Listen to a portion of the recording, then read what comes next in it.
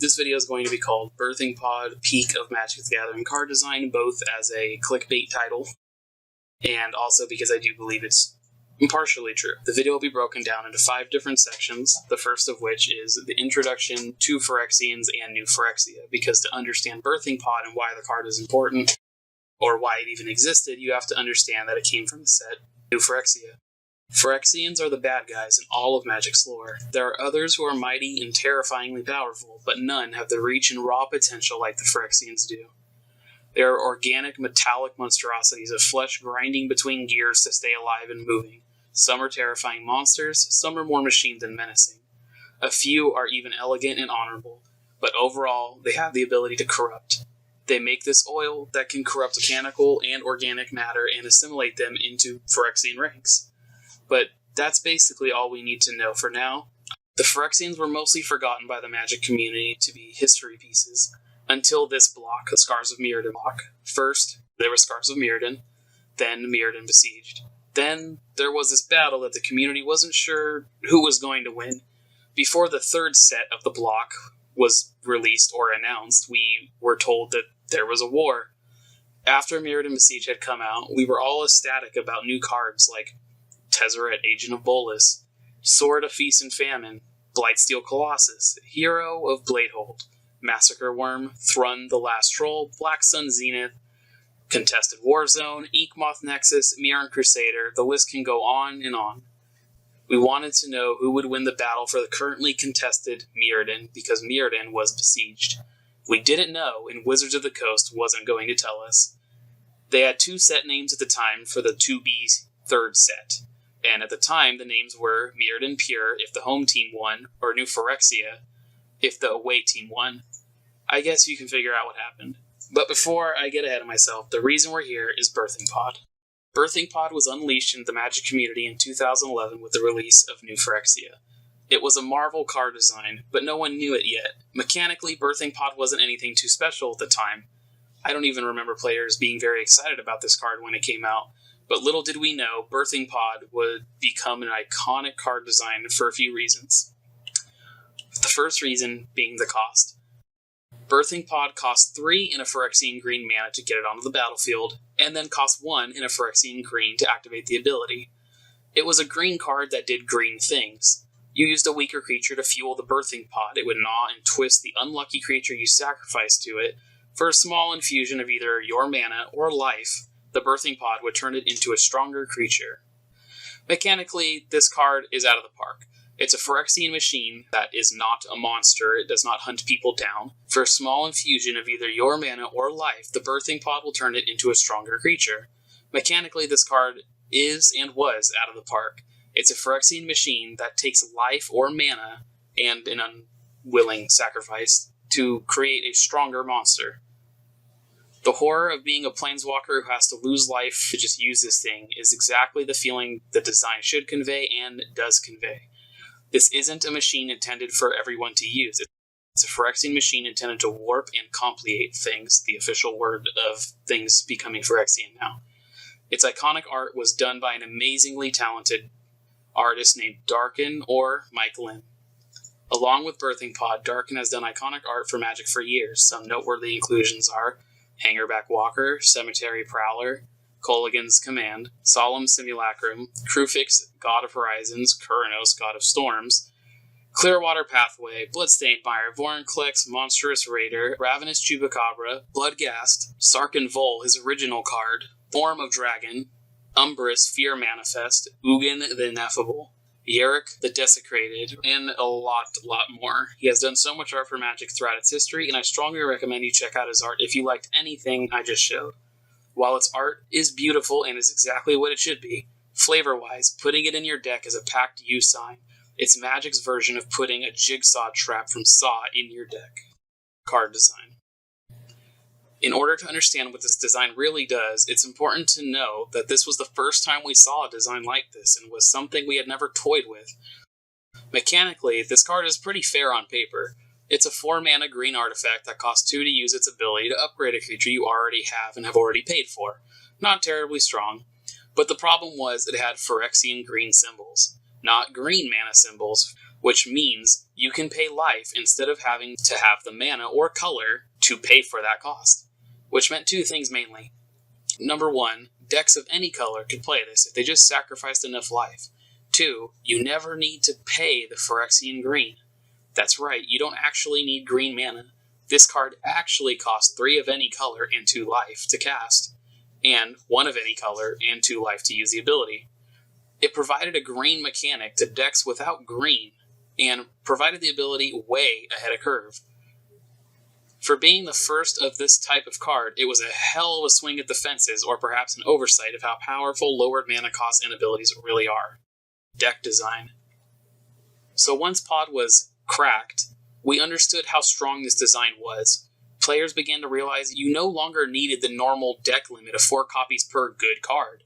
You could have the main chunk of lower costed creatures that like to stick around on the battlefield even after they die, and play maybe 1 or 2 copies of some creatures with good abilities when they entered the battlefield. People began to understand that Birthing Pod enabled us to have a toolbox of creatures that did random stuff that normally wasn't good, but because Pod could get them pretty easy, got really good. Now we come to how we affectionately refer to decks that had Birthing Pod, or Pod decks. Birthing Pod had the biggest impact in both its standard era and modern. It was a frenzy of what creatures were good with Pod. Decks of all colors popped up with players attempting to squeeze every good creature available at the time into one 60-card deck. Most of the time, it went well, but we really figured out how good Pod was when Naya Pod in Standard and Abzan Pod in Modern came around. Forgive me if I cannot pronounce this name correctly. Gaudenis Vadigaris did an interview with Brian David Marshall, or BDM, for Pro Tour Dark Ascension in 2012. While Gaudenis' version wasn't the end-all be-all of all Pod decks, it was an early predecessor of what eventually evolved in the Naya Pod. The deck's idea was to have cheap stuff that could be thrown into the pod and get you stuff from them dying. Then ramp out stuff that could do good things in your game. But once Avacyn Restored came out, a whole new level of the deck spawned. The deck became Naya, or white, green, and red mana-based. All-star cards included with Avacyn Restored's release that made the deck were Zealous Conscripts, a creature that entered the battlefield and stole a creature from your opponent effectively, Bonfire of the Damned, a really cheap way for the deck to get things that they just didn't want to deal with off the battlefield, and Restoration Angel. For Modern, the real power of the deck was seen with a few cards that combo very well. Kitchen Finks and Melira Sylvok Outcast. Now, as a disclaimer, I don't know much about how this deck did or didn't dominate the meta, as I couldn't afford Modern back then and still can't now. So this is mostly secondhand knowledge from people who did play either the deck itself or the format at the time. It was strong. Having both out meant you basically could get any 4-drop in your deck for a while, which would most likely be Murderous Red Caps. Then you had unlimited access to any 5-drops.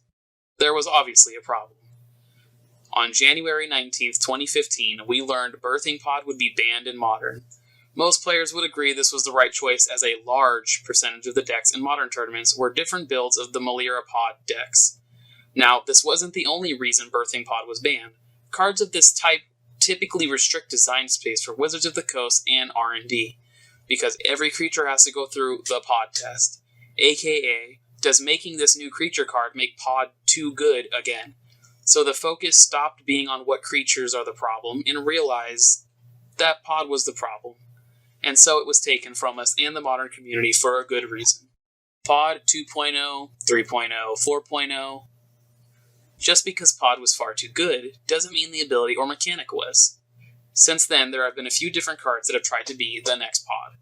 Neoform, a sorcery that allowed you to sacrifice a creature for green and blue mana. You could search your library for a creature card with converted mana cost equal to 1, plus the sacrifice creature's converted mana cost, put it on the battlefield with an additional +1 counter on it. This was an attempt to give players a limited access to Birthing Pod, except the creature got to come in with a +1 counter, which was nice, but this still isn't Birthing Pod. Then there was Prime Speaker Vannifar.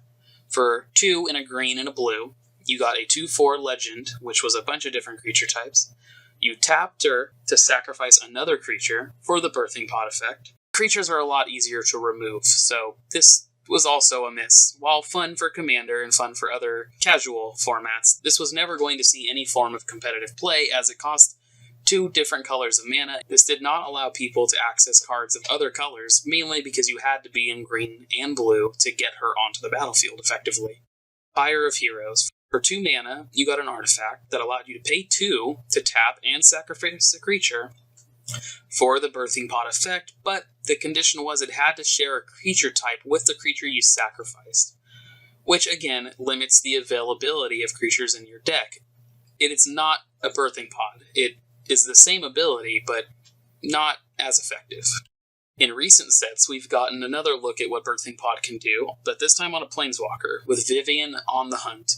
For 4 and 2 green, so 6 mana, you got a Planeswalker with 4 loyalty a counter. You could +2 her to Birthing Pod, which isn't bad. Pretty good, actually, because for 6 mana, you get a Planeswalker with 6 life, effectively, and you get to Birthing Pod something, which is pretty cool. The problem is, with her card, she costs 6 mana. That takes far too long to get onto the battlefield, and Birthing Pod's strength mainly came from its ability to get onto the battlefield fast and effectively get rid of your creatures for better ones. Vivien takes way too long to get on the battlefield, and by the time that happens, you should already be playing things of similar mana cost that can outright win you the game, not take a few turns to build up to something that maybe sometimes can win the game. In Search of Greatness. For 2 green, you got an enchantment that said, at the beginning of your upkeep, you may cast a permanent spell from your hand with converted mana cost equal to 1, plus the highest converted mana cost among other permanents you already control without paying the cost. If you do not, scry 1.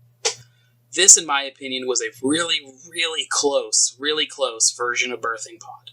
The problem was you already had to control things, and things had to be in your hand. So, instead of Birthing Pod's ability to get rid of something, to search about 40 to 50 cards for a better card, In Search of Greatness only allowed you to basically get something that cost 1 more than itself, and the card already had to be in your hand. Sure, it lets you scry, if you couldn't, to find something that could, but scrying 1, it just wasn't enough. It wasn't enough to make this card playable in any sense. Enigmatic Incarnation. For 2, a green and a blue, you get an enchantment that says, at the beginning of your end step, you may sacrifice another enchantment. If you do, search your library for a creature card with converted mana cost equal to 1 plus the sacrificed enchantment's converted mana cost. Put that card onto the battlefield, then shuffle your library. So it's pretty much Birthing Pod, except you have to have enchantments. While cool, having to have enchantments that you could sacrifice to get creatures that may or may not be enchantments, it's a weird version of a build around me. This card is good. This card is possible to build around. I have tried it myself, and it does work. However, the enchantment creatures you can effectively get with this are not very powerful and often slow your deck down more than cheating them out actually helps you. Oswald Fiddlebender, the funniest version of a Birthing Pod, which was 1 and a white for a 2/2 legendary. He has an ability named Magical Tinkering. For 1 white and tapping himself, you can sacrifice an artifact and search your library for an artifact card with converted mana cost equal to 1 plus the sacrificed artifact's mana value. You put that card onto the battlefield and shuffle just like Birthing Pod. Now this card is far better than Past Iteration. Problem is, again, it's a very narrow thing and creatures are easy to kill. A 2-mana 2/2 dies to a lot of forms of removal and a lot of forms of combat. So he's effectively a 2-mana 2/2 that most likely won't attack and most likely won't block. Therefore, him being a creature doesn't really service the deck, except for narrow situations where 2 damage is relevant and you're willing to lose your Birthing Pod. But sacrificing only artifacts that you happen to have on the battlefield already to get other artifacts that cost 1 more, it just was a bit hard to win anything with this card. Sure, he gets you a lot of cool artifacts for cheap and you can cheat him on the battlefield, but artifacts alone just typically don't win the game. Now we come to probably the best version of redoing Birthing Pod. Eldritch Evolution, which costs 1 in double green for a sorcery. As an additional cost to cast the spell, you must sacrifice a creature.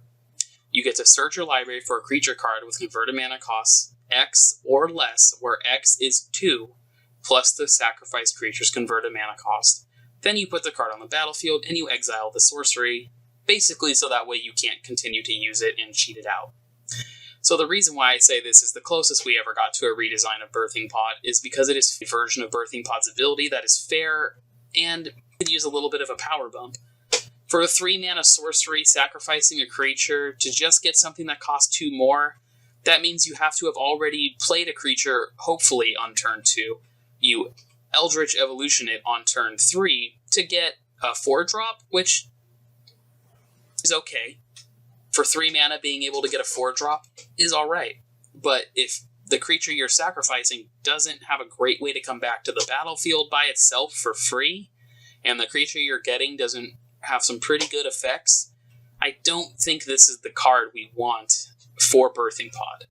Now, there are lots of ways I can recommend to fix cards from the past, but I think Eldritch Evolution is the only one worth tackling. For 3 mana, and as an additional cost to sacrifice a creature, which means you have to sacrifice the creature before you know what your opponent will be doing. So you lose the creature, you've invested your mana in the spell, and your opponent still has a chance to counter your spell. So you may 2-for-1 yourself by just casting the spell before you get any benefits from it. And because of that, I do believe the card should be an instant. So, if we imagine this card as being an instant, at the end of turn, before you go into your 4th turn, you can sacrifice your 2-drop, while maybe you blocked with it, so you can prevent damage, get rid of it. It comes back, hopefully, if you pick the right 2-drop, and you get a 4-drop. Now, that's a much better situation than this being a sorcery, and doing all of that on your turn, with no mana going into your opponent's turn. You are forced to sit there with all of your information on the battlefield at sorcery speed. But with instant speed, you can wait and see what your opponent does before you realize that you want to use an evolution. Now, the main reason I'm okay with the bottom part of the text is not because of the +2 mana. It is because it says mana costs X or less, where X is 2, plus the sacrificed creature's mana cost, which means it can be any creature of mana value, hopefully, 4 all the way down to 0, which is a significant difference than Birthing Pod. Birthing Pod's text only allows you to get a creature of converted mana cost equal to 1 plus the sacrificed creature's converted mana cost. It does not allow you to go below its mana cost, so you are locked in at sacrificing a 2-drop into a 3-drop, into a 4-drop, into a 5-drop. Whereas with Eldritch Evolution, you can kind of play around with what you're going to be getting. Maybe one of the creatures you pulled out with it isn't very relevant anymore. Maybe you want to go backwards into a creature that can help you prevent your opponents playing an instant or sorcery. Or maybe something that prevents damage. There's a lot of options that lower mana cost creatures have, but aren't very good built around in a deck. Will we see Birthing Pod again? Most likely not, for a few reasons. Wizards has come out and said that Phyrexian Mana was a bit of a mistake and won't be seen widespread again. But that doesn't mean it can't be reprinted. We have products such as master sets or other premium products that could be allowed for it to be reprinted just to get the card into the hands of the players. Where can I play Birthing Pod? As of right now, the formats that it's legal in that have a decent player base are Legacy and Commander. Commander obviously is the most played. It's also a great casual card. Don't underestimate the strength of Kitchen Table Magic. I'd recommend everybody build at least one deck that is built in the format of cards that I own. It's a lawless wasteland that leads to interesting interactions. Cream of the crop, the Flavor 5. Now, before I get into my top 5 picks that I would recommend putting in with a Birthing Pod deck if you want to build one, I'm going to give the honorable mentions. Restoration Angel, Zealous Conscripts, Kitchen Finks. Kitchen Finks is on the list mainly because it's a very good card to throw into the Birthing Pod. They do not care about dying, and in fact they love it because they come back to the battlefield and gain you life multiple times.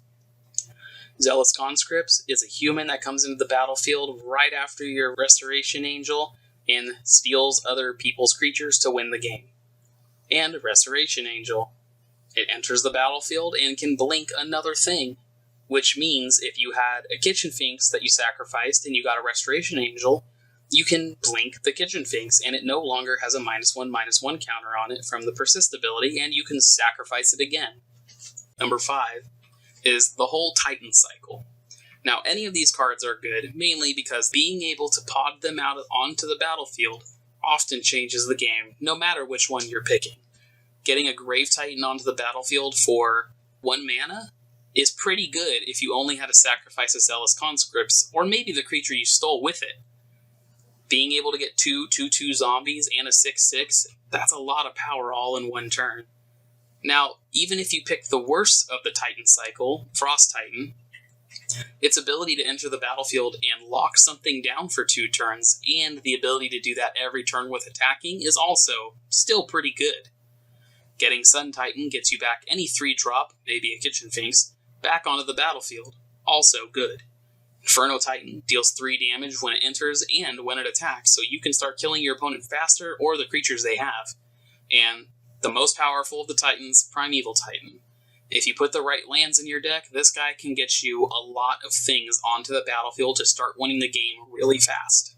Number 4, Huntmaster of the Fells.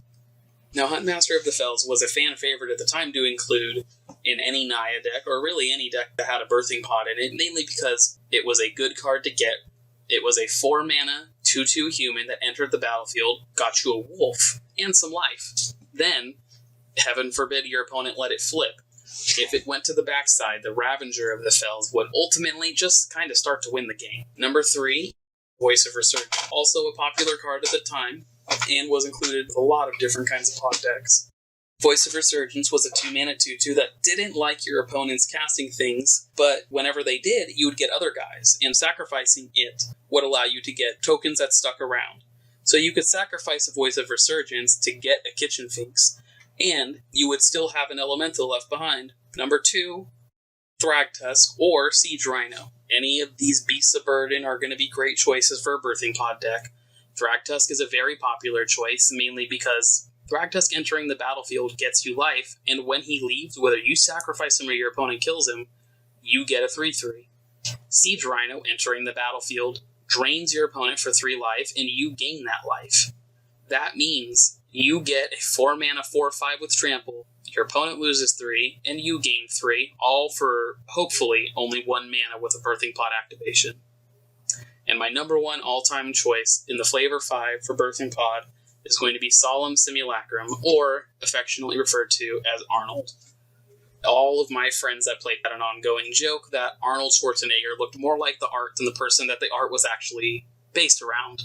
Now, if you don't know the history of Solemn Simulacrum, Gavin Verhey did a great video on it, but in shorthand, Solemn Simulacrum was a card that was made with R&D and the Invitational's winner, Jens Thorin. The winner of the Invitational was allowed to have their own card, essentially. They worked with R&D to design the card to make it not only their own, but something that could actually exist in Magic. Other Invitational cards, or other cards designed around people who have won other tournaments, Avalanche Riders, Meddling Mage, Shadow Mage Infiltrator, Void Mage Prodigy, and even Sylvan Safekeeper. Now, the original art does look a lot like Jens, but at the time, we would all joke that the card looked a lot more like Arnold Schwarzenegger, and that's what we would call the card. So, the Solemn Simulacrum not only wins because of its flavor and how the card exists and what it does, but mainly because it looks like Arnold Schwarzenegger and happens to work with Birthing Pod. It's kind of just a cool card to include.